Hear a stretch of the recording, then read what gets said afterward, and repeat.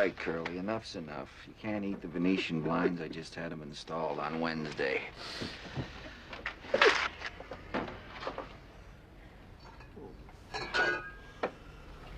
Woo.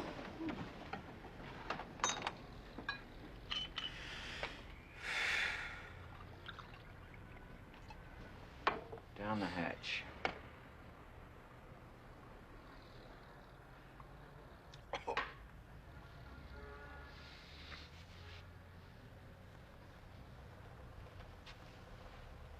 Just no good. What can I tell you, kid? You're right.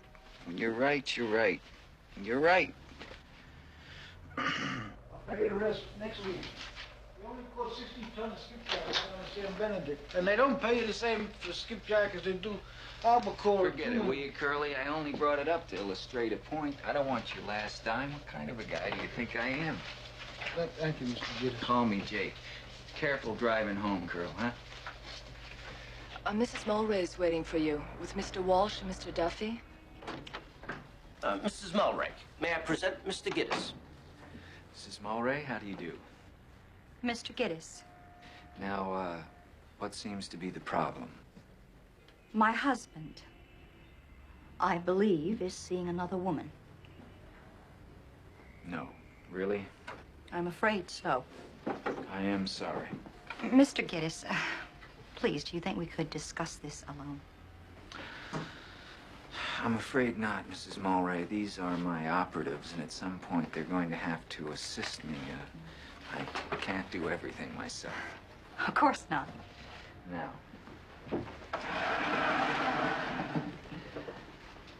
what makes you certain that your husband is, involved with someone? A wife can tell. Mrs. Mulray, do you love your husband? Yes, of course. Then go home and forget everything. But I'm sure that he loves you too, Mrs. Mulray. Do you know the expression, let sleeping dogs lie?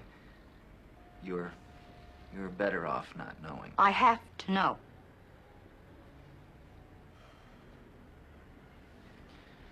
Very well. What is your husband's first name? Hollis. Hollis Mulray. Water and Power? He's chief engineer. Chief engineer?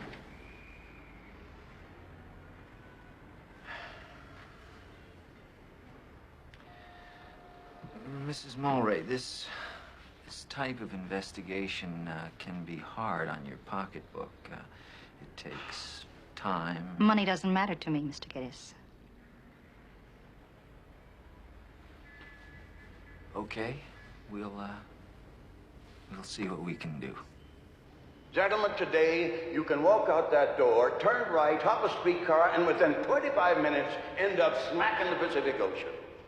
Now, you can swim in it and you can fish in it, but you can't drink it, and you can't irrigate an orange grove with it. Now, remember, we live next door to the ocean, but we also live on the edge of a desert. Los Angeles is a desert community. Beneath this building, beneath our streets, is a desert.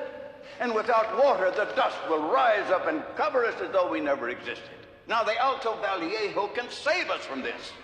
And I respectfully suggest that $8.5 million is a fair price to pay to keep the desert from our streets and not on top of them. Here, here.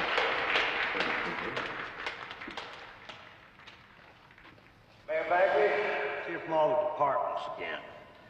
I suppose we'd better take Water and Power first. Mr. Mulray?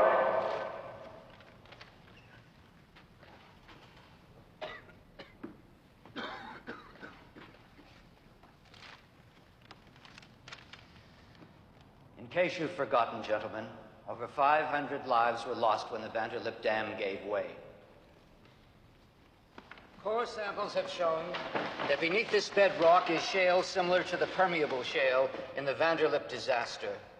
It couldn't withstand that kind of pressure.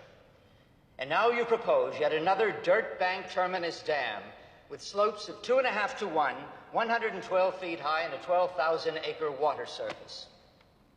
Well, it won't hold. I won't build it. It's that simple.